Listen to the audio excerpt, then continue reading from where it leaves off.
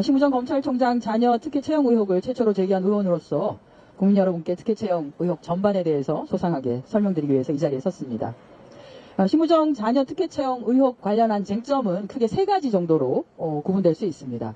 첫 번째는 국립외교원의 연구원으로의 채용 과정에서 자격 요건이 충족되지 못했다라고 하는 것이고요. 두 번째는 외교부의 연구원으로 채용될 때 맞춤형 채용 공고로의 변경 의혹이 있다는 것이고요. 셋째는 외교부의 연구원으로 채용 과정에서 경력이 미달되었는데 그 경력이 인정된 등 경력을 인정한 부분, 이렇게 크게 세 가지로 나눌 수 있겠습니다. 이 세 가지 핵심 쟁점들에 대해서는 심우정 검찰총장 그리고 외교부에서 해명과 설명을 이미 한 바 있습니다. 이것이 얼마나 사실관계에 부합하지 않는지에 대해서 사실관계를 중심으로 해서 조목조목 저희가 설명을 드리도록 하겠습니다. 첫 번째는 국립외교원의 연구원으로의 채용 과정에서의 자격요건 미충족 부분입니다. 저희가 판넬을 준비했는데요. 제가 잠깐 서겠습니다. 국립외교원의 연구원, 기간제로서의 연구원의 응시 자격 요건은 아주 명료하게 나와 있습니다. 해당 분야의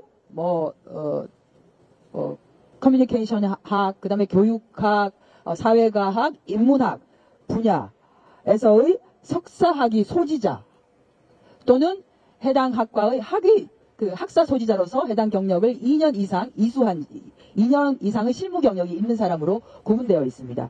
당시 국립외교원에 채용 신청을 했었던 심우정의 자녀 심민경은 석사학위 소지자가 아니었습니다. 졸업 예정자였습니다. 즉 다시 말해서 석사학위 소지자로 채용 공고 응시 자격을 명료하게 하고 있는 국립외교원의 채용 요건에 맞지 않았습니다. 국립외교원의 설명은 이랬습니다.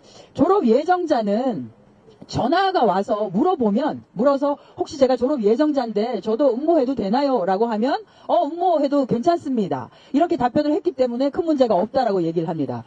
그래서 저희가 물었습니다. 그러면 7,000명이 넘게 해당되는 사이트에 조회를 해서 내가 대상이 되는지 안 되는지를 확인한 청년들이 많았는데 몇 명이나 결국 전화를 해서 졸업 예정자도 응모가 가능합니까? 라고 물었느냐라고 했더니 그에 대해서는 답변하지 못했습니다. 국립외교원의 타부서에서의 응시 자격은 이렇게 명료하게 하고 있습니다. 응시 자격을 판단하는 기준은 채용 공고 마감일이라고요.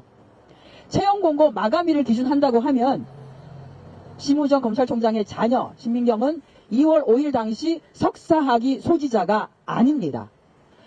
국립외교원의 타부서에서 정한 기준에 따르면 심우정 총장의 딸은 자격요건에 미달하는 것이죠. 자격요건을 미달함에도 불구하고 채용 서류 전형에서 통과가 되고 결국은 면접을 통해서 11명 가운데 1명으로서 채용이 되었습니다.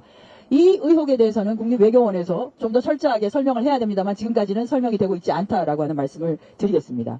다음은 두 번째입니다. 해당되는 기간, 국립외교원에서의 8개월간의 기간제 연구원으로서의 기간을 마치고 올해 초에 심 총장의 자녀는 외교부의 연구원에 응모를 하게 됩니다. 외교부는 1차에는 1월 달에 공고를 내면서 1차에는 경제학 분야 석사학위 소지자로서 실무 경력, 해당 분야의 실무 경력이 2년 이상인 자로 해서 공고를 냈었습니다. 공고를 내고 서류 전형을 마치고 그리고 면접까지를 다 한 최종 1명에 대해서 불합격 처리를 해버립니다. 왜 불합격 처리를 했느냐라고 했더니 우리말이 서툴었다고 합니다. 대한민국에서 학위 과정을 다 마치고 대한민국 국적을 보유한 사람이 우리말이 서툴다라고 하는 게 잘 이해가 되지 않습니다. 이런 불확실하고 석연치 않은 이유로 해당자를 불합격 처리를 해버리고 그 다음에 재공고라고 하는 것을 내는데 갑자기 분야가 변경되었습니다. 원래 외교정보 1과에서 원했던 사람은 경제학 석사 학위 소지자로서 해당 경력 2년 이상을 보유한 자였습니다. 그런데 갑자기 경제학 석사에서 심우정 총장의 딸이 전공한 국제정치학으로 바뀝니다. 너무 이상하지 않습니까? 왜 전공 분야를 바꿨느냐라고 저희가 물었을 때 경제학 석사 분야에 대한 채용 공고를 냈더니 응시하는 사람이 너무 적었다라고 답변을 했습니다. 외교부에서. 그런데 국가기관에서 연구원 공모를 하거나 하는 경우에 이렇게 응시자가 적은 경우가 다수 일어납니다. 왜냐하면 급여가 그렇게 많지는 않거든요. 외교부의 경우에도 동일합니다. 이 자리 말고도 다른 여러 자리에 대해서 그 채용 공고를 냈을 때 1차에서 적합자가 나오지 않아서 재공고를 내고 또는 기한 연장을 하고 기한 연장을 1차 기한 연장, 2차 기한 연장해서 아주 몇 달에 걸쳐서 기한을 연장해서 해당자를 적합자를 찾는 경우가 다수 있습니다. 즉 다시 말해서 경제학 석사 관련한 사람이 응모수가 너무 적다라고 하면 기한을 연장하는 것이 너무나 합리적인 판단입니다. 그런데 외교부는 왜인지 기한 연장을 하지 않았습니다. 재공고를 하면서도 해당되는 경제학 석사 분야라고 명시하지 아니하고 그냥 분야를 바꿔버립니다. 왜 분야를 바꿔요? 경제학은 사람이 적고 외교부기 때문에 아마 국제정치에 관심이 있는 사람이 많은 것 같다. 그래서 국제정치로 이거를 확대를 하면 많이 올 것 같아서 그랬다라고 하는 정말 말도 되지 않는 경제학 석사를 뽑겠다고 했을 때는 저희는 충분히 이해를 했습니다.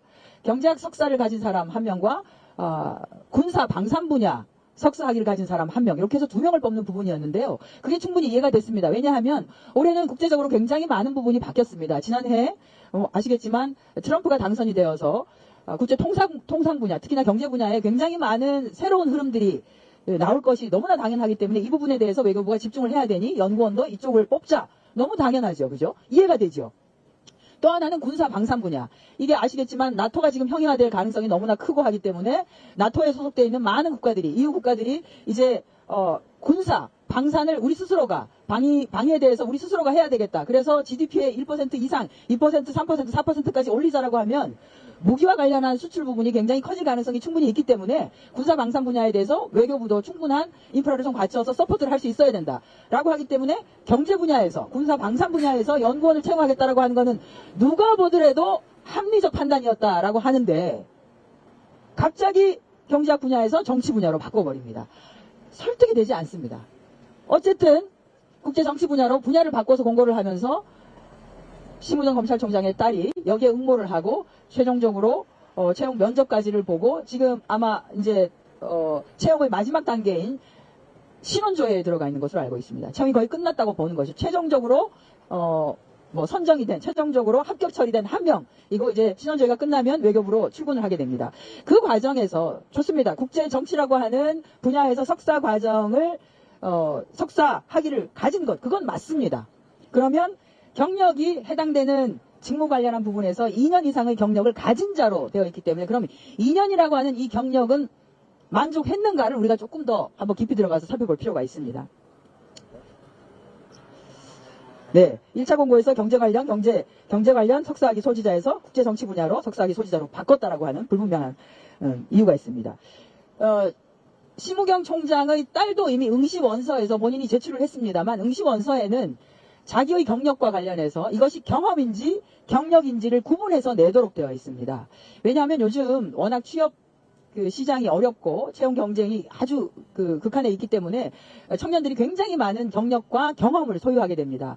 경력이 되진 않지만 내가 더 많은 경험이 있기 때문에 경력이 조금 부족하고 경력은 딱 그 정도이지만 그거 외에 플러스가 되는 경험이 많기 때문에 나를 좀 채용해 주십시오. 나에게 이러한 긍정적인 어드밴티지가 있습니다. 라고 하는 것들을 내세우기 위해서 경험과 경력을 구분해라. 라고 해서 응시원서상에는 경험인지 경력인지를 구분해서 제출하도록 했습니다. 그런데 아마 신청장의 딸은 본인이 했던 모든 것들을 경력에다가 포함한 것 같아요.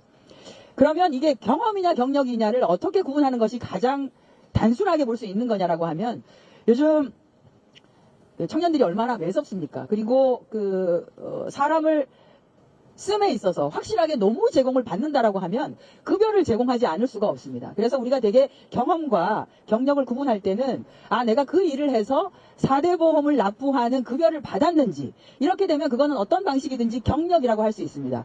해당 분야의 경력인 것과는 별개로 경력이라고 볼 수 있습니다. 그런데 그것이 아니라 내가 급여를 받지 않고 이것은 좋은 기회니까 한번 경험을 쌓으세요 라고 하는 경우에는 돈을 받지 않더라도 내가 그 기회가 있었으면 좋겠습니다 라고 하는 경우에는 대개 이것을 우리가 경험이라고 합니다. 국회에도 인턴직이 있습니다. 그런데 이제 인턴직 중에서 급여를 받는 인턴직이 있고요. 예를 들어서 방학이라든지 이런 것들을 통해서 인턴 경험을 좀 하고 싶어요라고 하는 경우에는 급여를 받지 않더라도 제가 인턴 경험을 하면 좋겠습니다라고 하는 경우에는 급여를 받지 않습니다. 이렇게 두 개가 같은 명칭이라도 두 개로 나누어집니다.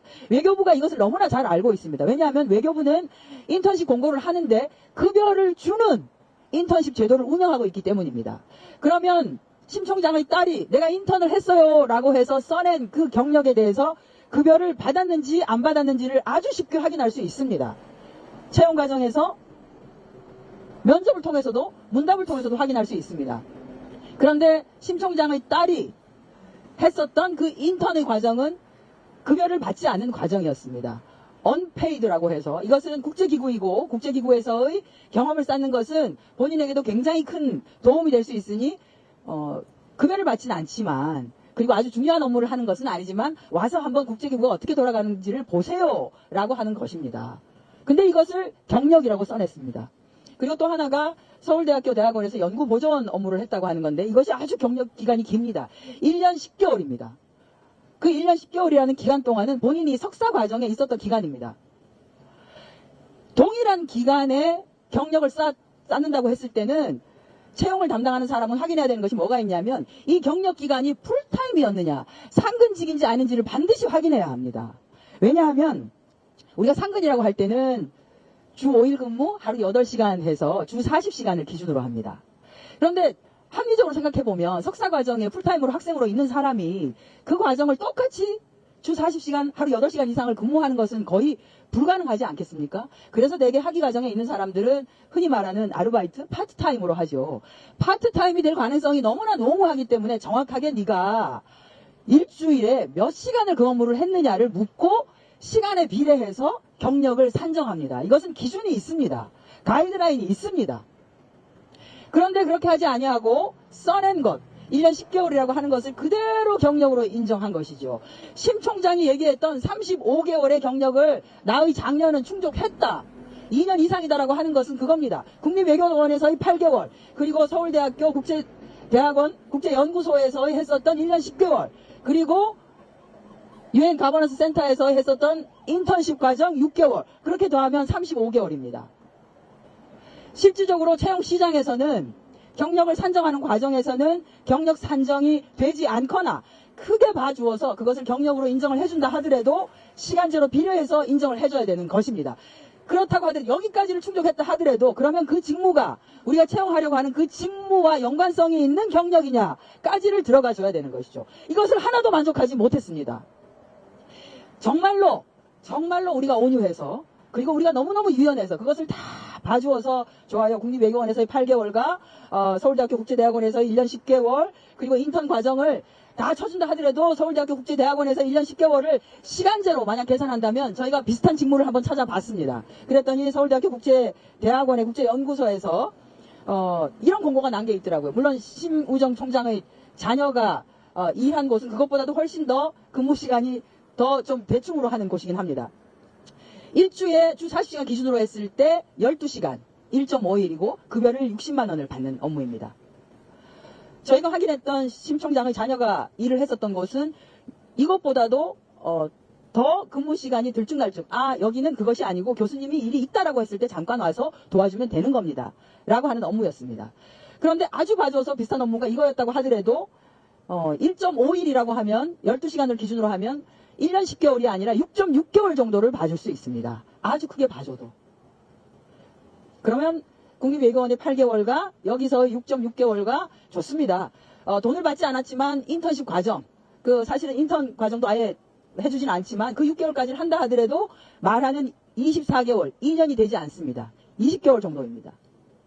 도대체 무슨 근거로 외교부는 다른 사람은 통과하지 못했던 그 좁은 바늘구멍과 같은 채용의 그 문턱과 그 구멍을 심 총장의 자녀에게는 정말로 걸어서 모두가 손잡고 들어갈 수 있을 정도의 온 가족이 손잡고 들어갈 수 있을 정도의 큰 문을 열어준 것인가요?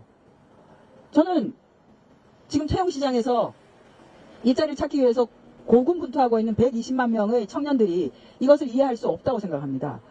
이 외교부에서도 외교부 내에 타 부처의 경우에도 이렇게 되어 있어요. 경력의 범위는 경력기간은 통상근로 전인 근무 주 40시간을 기준으로 하며 단시간을 했을 경우에는 기준에 비례하여 산출한 경력을 인정한다라고 이미 되어 있습니다. 왜 이번에는 그렇게 하지 않았죠? 왜 심우정 총장의 자녀에게만은 그냥 써낸 것을 그대로 다 인정한 것이지요. 이것 때문에 공무직 채용과 관련한 가이드라인에는 이 경력 산정과 관련해서는 굉장히 공정 채용의 관점에서 보면 문제제기가 많을 수 있다. 그러니 별도의 인사위원회를 꾸려서 채용 시에 경력을 어떤 방식으로 산정하고 기준을 줄 것인지에 대해서 판단을 하도록 하라라고 하는 제도가 있습니다. 아마 외교부에도 있을 겁니다. 그런데 왜 이번 건에 대해서는 좀 의심쩍으니까, 조금 이상하니까 그래도 한번 제대로 살펴봐야 되지 않을까요? 라고 하는 의문을 제기하지 않았는지에 대해서 저는 문제 제기를 할 수밖에 없습니다. 여기에서도 인턴이나 개견 연구원의 경우에는 아예 불인정한다라고 하는 사례도 있습니다. 다른 부처도 그렇습니다. 공무직 채용입니다. 공무직입니다. 지금 연구원은 저희가 실무관이라고 하는데요. 공무직이거든요. 공무직이 다른 게 아니고요. 공무원과는 다르지만 정년이 보장되는 정규직입니다. 한번 들어가면 그냥 정년될 때까지 있을 수 있습니다.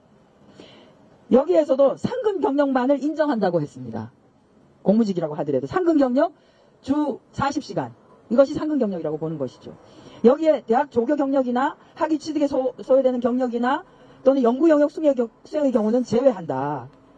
라고 이미 되어 있습니다. 근무 경력 인정 방법도 역시 마찬가지입니다. 전임제는 다 인정하지만 시간제의 경우에는 근무 시간에 비례해서 경력의 일부를 인정할 수밖에 없다라고 하는 기준들이 다 있습니다. 이것이 공무직 인사와 관련한 채용과 관련한 가이드라인 지침이 2020년인가 21년 8월 말에 만들어졌고 여기에 따라서 각 부처가 이 기준을 만든 것입니다. 외교부라고 별도 부대가 아니기 때문에 이 기준이 만들어져 있을 겁니다. 그렇기 때문에 외교부 타 부서에서는 그런 기준을 가지고 경력과 관련한 산정 기준을 정한 것이고요. 왜 이번 건에 대해서만 특혜라고밖에 볼 수 없는 방식으로 경력이 산정된 것인지에 대해서 외교부는 정확하게 적확하게 답변해야 할 것입니다.